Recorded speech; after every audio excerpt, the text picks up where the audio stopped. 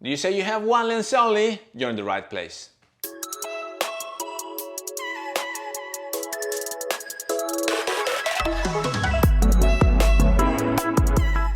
Hello everybody, welcome back to the channel. Thomas Love here from beautiful Vancouver, British Columbia, and today we're gonna see together what alternatives we do have to that monthly Photoshop fee.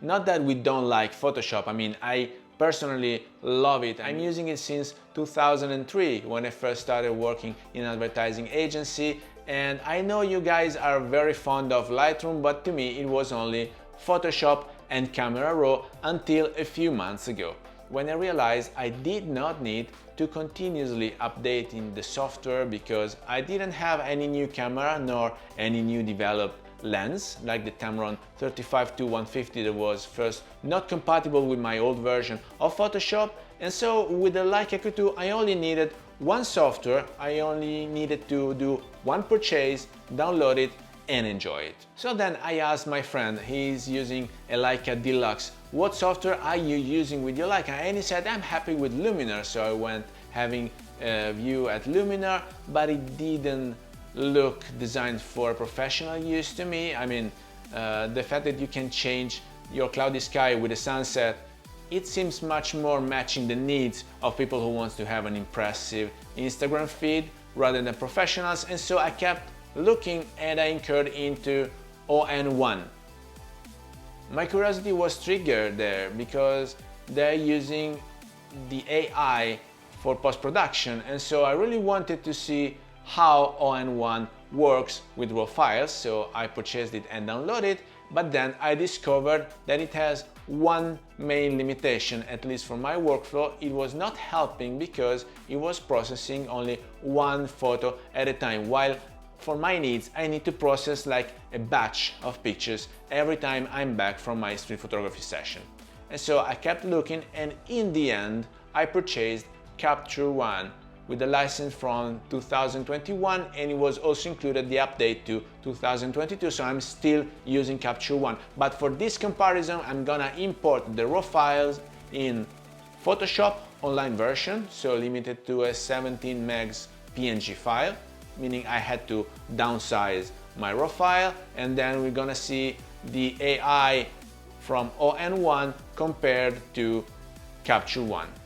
I normally import all of my files. I want the software to do the basic tweaks on post-production like exposure and many other sliders like recovering highlights or whatever it is, and then after that I started editing myself with my personal touch. But today I'm not gonna use it because I do not want to have any bias, so it would be a fair and square comparison among Photoshop, ON1 and Capture One.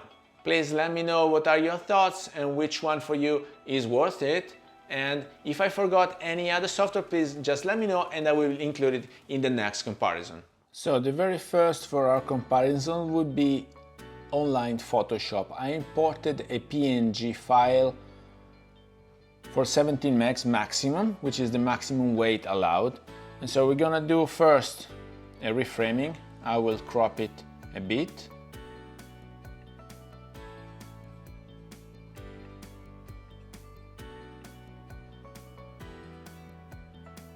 And then we will see the automatic enhancements from Photoshop. It changes slightly, not that much. And then I'm going to download the file.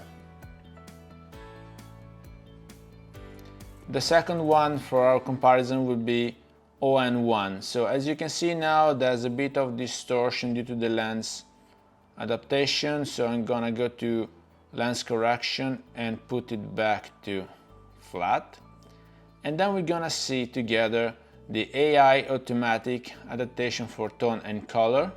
See, it's very brighter now, and then I'm gonna have a similar crop to the one that we made with Photoshop.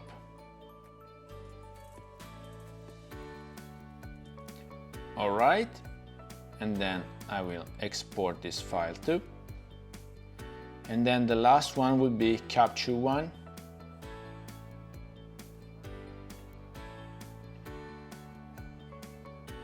I will have, see now Capture One, to avoid the lens distortion, crops a bit on all the dimensions. So I will put it back to the original size first. That was my original framing with 28mm. See, I didn't chop the man in two. And then we're gonna have a similar crop to the one that we have with both Photoshop and Capture One. Sorry, with Photoshop and ON1. And then after we cut, we will see together the auto adjustment. See, also this software goes for a brighter version of my pic, but it doesn't change that much anything, nor the highlights nor the saturation. And then I will export the JPEG. So let's see together now. We have the Photoshop adaptation here, and then we have Capture One, which is more realistic, less saturated, and ON1, where they exaggerated. What I do like, and also I do not like of ON1, is that it goes for this HDR looking picture, while Capture One keeps it more real. So this is more of a photo to me, it's more professional, and then if we want we can tick with the sliders, while ON1 with the AI, it went way beyond that. So I will let you do all your conclusions. We're gonna see together other few examples right now.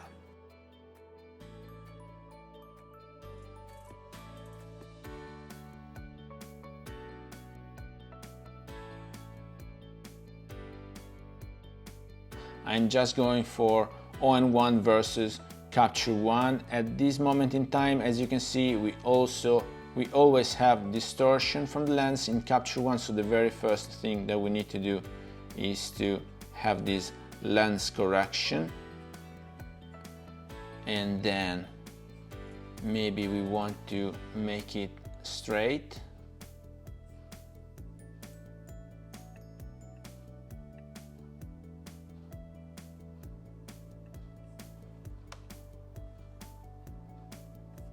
I'm quite okay with the framing, so I will just do a minor adaptation.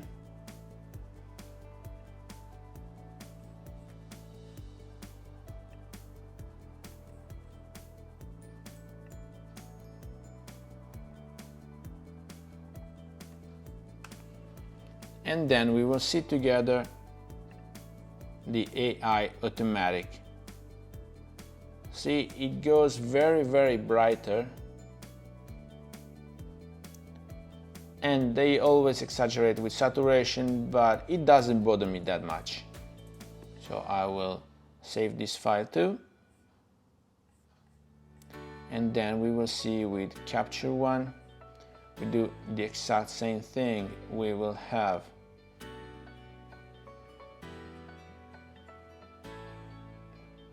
to straighten the picture, and then we will change the crop just a tiny bit,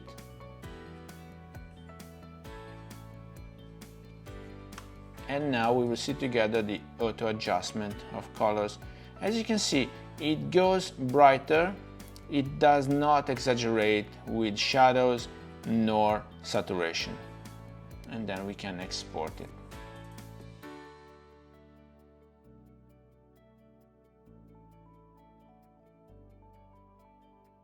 Let's see together another example. Usual thing we have to do with ON1 is the lens correction. Put it into manual to avoid distortion, and then we go back and see the tone and color.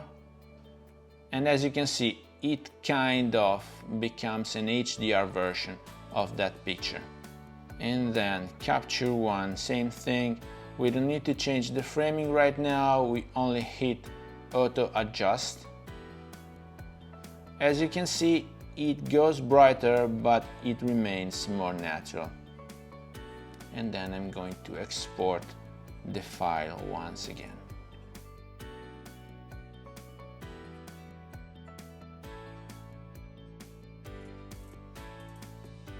let's see the last example together.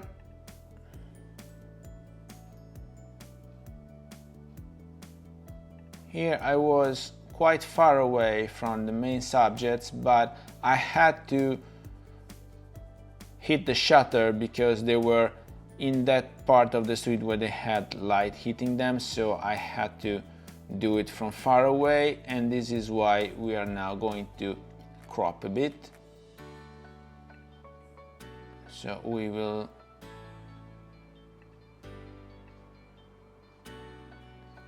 straighten the picture first, and then we are cropping it.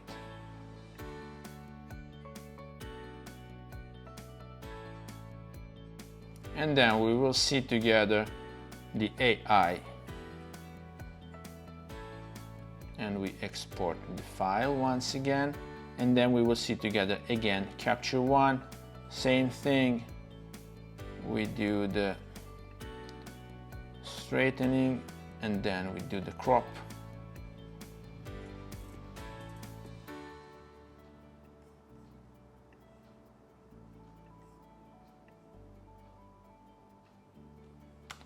And then we do the auto adjustment and we export the file.